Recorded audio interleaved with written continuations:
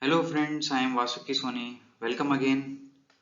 I hope all of you guys are doing just great. Um, Before starting this video today, guys, I would like to revise what we discussed in the last session.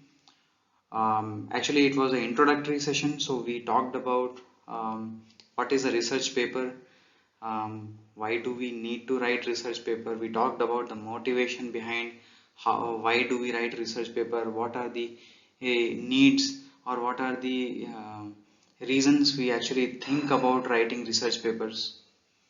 In addition to this, we also understood what are the general uh, consensus about the classification of research papers, what different kinds of research papers people do write. So we saw a brief idea about each one of them, um, and now since we have understood all that, so our basics are pretty clear. If you guys have any questions, feel free to drop comments and I will be happy to answer all your questions. But now is the time to actually start our warm-up. So by saying warm-up, actually it's time to actually analyze our plan well before we actually start implementing it. So let's start our warm-up and understand what we have to do here. Friends, before we start preparing to write, there are few things we need to understand real quick and real nicely. So I would present here a quick agenda that I am going to discuss, which will make sure that our understanding about what should be done before actually a research paper is documented very well. So these are some points which will help you understand what all things we actually need to do and what are the key focus areas which will trigger our research mindset and will get us kick started into our research paper.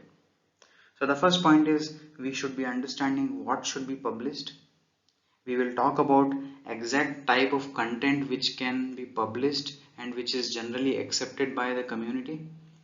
Second thing, we will talk about what shouldn't be published. It is very important to know what we shouldn't be expecting to be published, because there are certain standards in the community which we have to follow, and only a certain kind of well exercised ideas only need to be published. We need to also understand how to warm up our research mindset. We will talk about how to train our mind, how to train our thought process, and what all things we need to actually do about it. Fourth thing is actually to understand the taste of audience before you actually cook, right? I mean, you can't just start writing something without understanding who is going to read and what it is going to um, bring impact to the readers, right? So we need to understand very well who is our audience, why are we writing research paper, and who is going to actually read it, and who is the intended audience for the author. These are questions we must answer before we start writing paper. And there are many other prerequisites of research paper writing that we will talk about. So this was the quick agenda. Let's jump into the lecture. So first, very interesting thing to answer here is that what should be published. So I hope you guys must be having some idea about what normally people would do to uh, think about what should be published. So let's talk about point by point here. The first thing that we can actually publish is novel scientific ideas or experiments which add value to the field or domain of work. It means any new idea or experiment which is bound to bring value or some advantage to the current field of domain. Suppose you are working on the field of medicine or you are working in the field of electronics engineering. Your idea should trigger either a new way of research, either a new advantages, or it should bring out creativity in the field. Then only it's going to bring some value in your published documentation. Second point says that ideas which trigger new thought process in the technology trend. So like I said, your a research paper is not just supposed to solve problems, but it can also be written with the intent to trigger a new idea or new thought process in the technology trend. Say you wrote something, and then by your paper actually a new kind of problem started being explored, or people started thinking about a problem in a different way, or people started implementing solutions by looking at your research in a much different way, so that their productivity, creativity, innovation can increase a lot.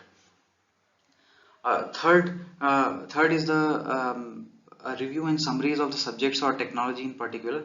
So even the reviews and case studies can also be published, which means that you have understood some kind of technology, you have understood some problem, and you want to just talk about it in detail and publish your own review or your own opinions in the form of technical data, or maybe in the form of statistics you want to talk about, right?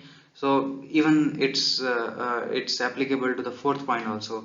Even the case studies which help people appreciate the technology very well, those kind of documentations are well appreciated in the community.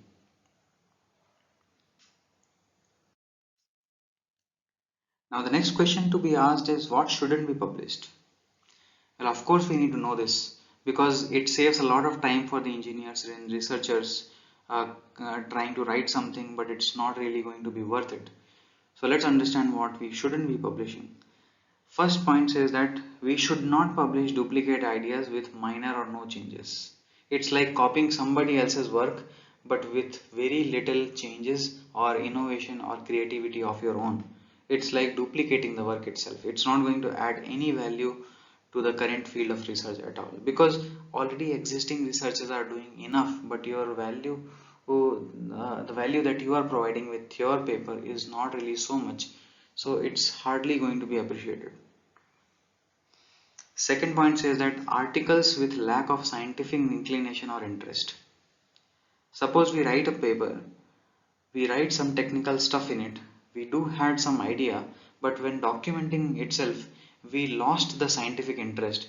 We How do we decide whether the paper has scientific inclination or interest or not? It all depends on how do you derive conclusions, discussion, results, and how do you talk about future work, or how do you talk about advantages, disadvantages.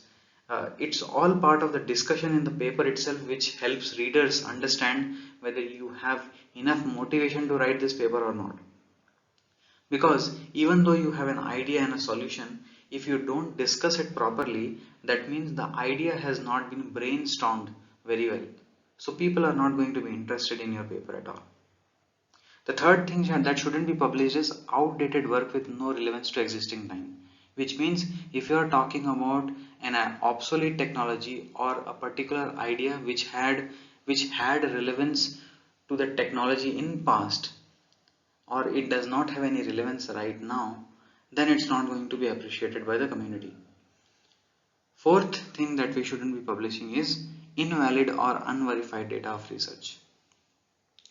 So this means that suppose you have a research done, you have done an experiment, but when you present the data or the statistics to prove the results of your experiment, if these data are actually invalid, or they don't comply to the expectations, or they don't significantly say what you have done, then it's kind of unverified or invalid data. They don't really support your experiment, they don't really support your research very well. Your results might vary from your data, so this is called as unverified or invalid data, and this kind of thing should not be published at all. Now, though we have talked about what should be published and what should not be published, let's focus a little bit on what does an ideal research paper look like, or what does it contain for that matter, right? So ideal research paper should have great content. It should be novel, innovative, and depicts problem solving intentions. Second point basically says that your paper should have enough creativity and enough motivation to solve a problem. It should not just be a pure documentation of a problem. It should be depicting what is the motivation, and it should talk about all the surrounding surroundings of the topic and the problem at all, problem also, right? An ideal research paper also should be having attention seeking presentation. Attention seeking presentation here does not mean that your research paper has to be colorful or it has to be beautifully presented. This point only tells that it should be well documented, well organized, so that the person who is either reviewing your paper or either he is reading your paper, they should not have any problem navigating through the paper. It should be very easily navigable, as well as it should be easy to read. So that is called as uh, attention seeking presentation.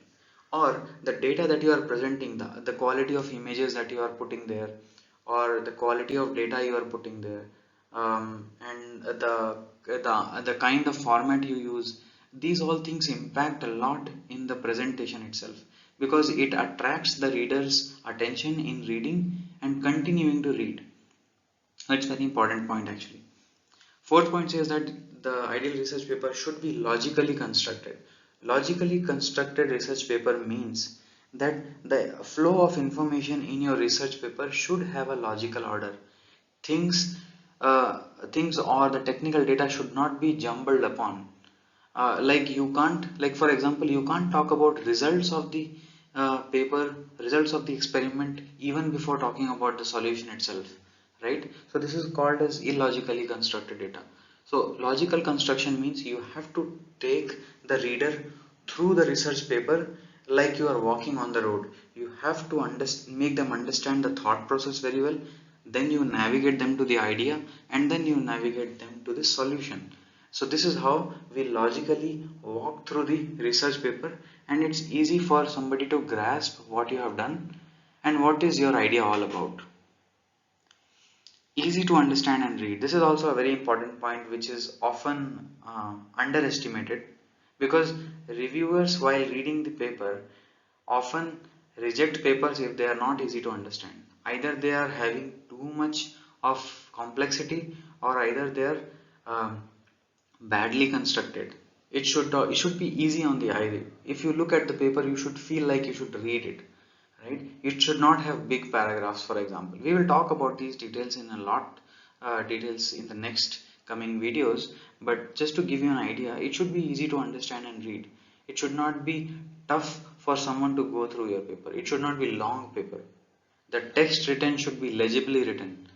um, I think it explains it all, right? So we get a clear idea like what should a ideal research paper look like.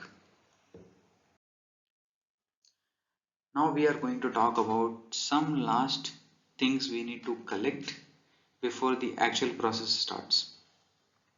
So these are some of the things that we should be ready with in order to understand what is going to be written in the paper and are we on the right path or not.